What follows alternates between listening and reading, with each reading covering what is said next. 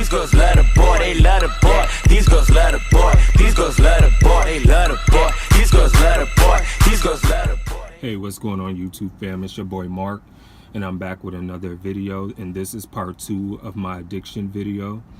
And as you can see, the topic was really heavy, and I just wanted to put myself within my mom's shoes and see what exactly she was going through and try to see what exactly she was experiencing, because sometimes we get so caught up in the hurt and the pain that we lose sight of what that person that's actually dealing with that addiction and that hurt and pain and where they have come from. We fail to realize that maybe there's some underlying meaning of why they went through, why they're choosing to do the things that they do.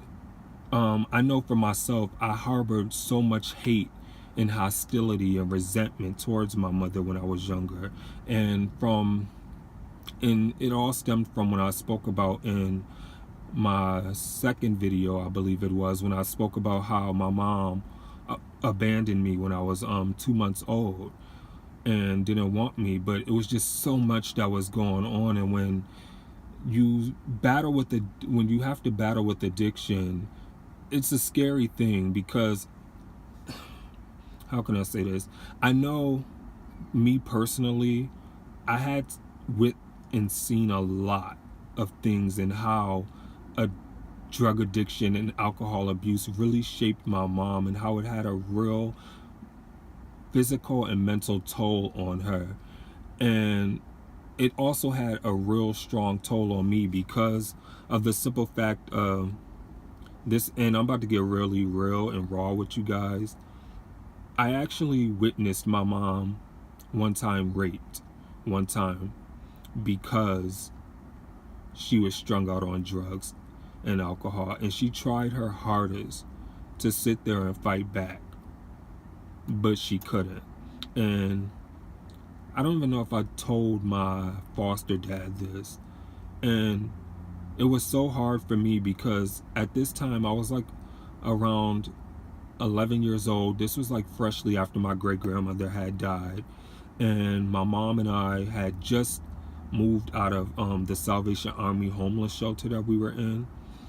And I know she had a needle, and her and this guy that she was hanging with, I will never forget his face, she was hanging with, they were drinking alcohol and shooting up on the living room couch, and I was on the porch, and I heard the volume of the TV raise, and I just heard like a struggle. I heard things getting knocked down, and I got up and I looked in the window, and I seen this guy that my mom, I guess was supposed to be her friend, I don't know who she was supposed to hang with, was on her, and he was hitting her, and he was sexually assaulting her. And I had to sit there and watch because I was so young, and I in such at a vulnerable state where I tried to sit there and help her, but I couldn't because I was so young. And I went in there and I tried to help, but what can an 11-year-old boy do to a grown man?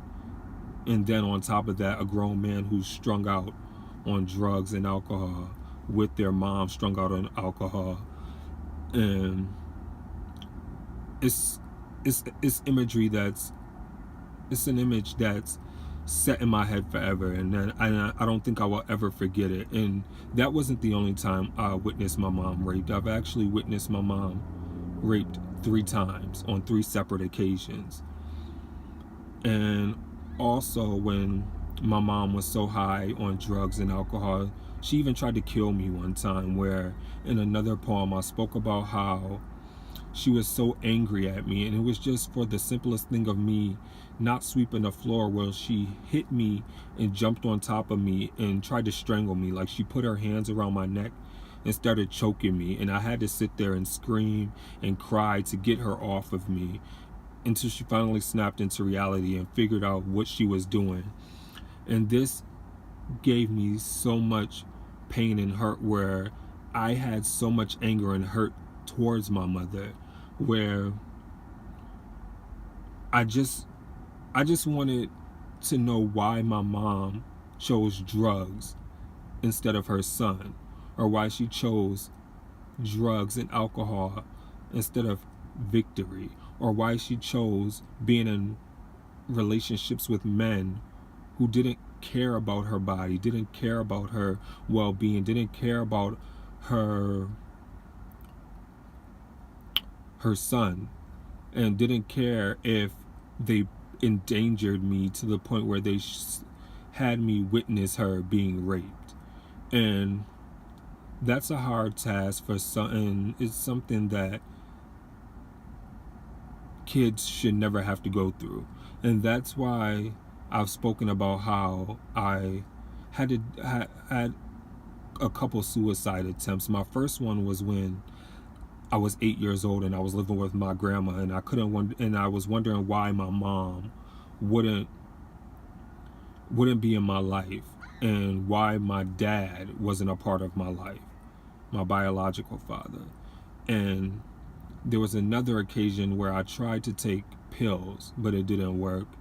And then, I'm about to get real. And my foster dad is actually gonna probably watch this. There was a time my foster dad was at work, and I was about 18 years old, and I was watching something on Law and Order, and it triggered me on SVU to the point where it made me reminisce about the time where my mom was raped.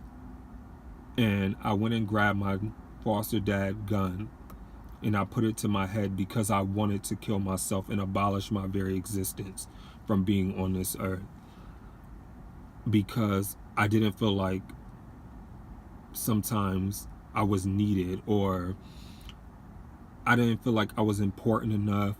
I wasn't valued as a person, but I had to realize that I had to accept myself and love myself as a person. And that going through a lot of talks with my foster dad, that these people are going to continue living their life, and you have to get your normal back. You have to find your solace within yourself so you can live your life, because while those same people are going to be on doing drugs and alcohol and just running around with different men or women, regardless of whoever it is, it can be your mother, it could be your father, it can be a sister, a brother, a friend, cousin, they are still going to sit there and do what they want to do until they see fit it's time for them to get out of it. And you have to find your normal. You have to find your reason for wanting to live. And if anything you take from my poem and also from this video is, don't ever let somebody have control over your power. Do not ever let nobody have control over your mind, your body, or your spirit, to the point where it'll make you feel like you need to satisfy your urge for a way out as taking your own life, because your life is too valuable to sit there and take it away because of somebody else's transgressions and the negativity that they exposed you to, or because instead of feeding you as a child, they wanted to sit there and go get high. So instead, they sold their food stamps for drugs, like my mom did. So there were times where I had to eat out of garbage cans just so I can eat for the night. And there were even times when I was at school that was my only meal for that day.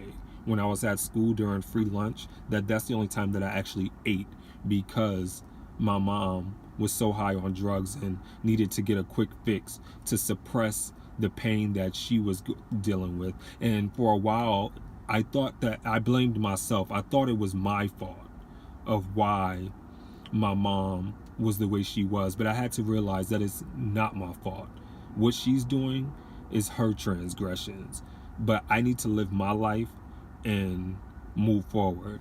So if you take anything from this, be like me and just find an avenue and an outlet to channel all that negativity into something positive. For me, it was writing. Like I said, my pen and paper was my best friend. I didn't have friends when I was younger.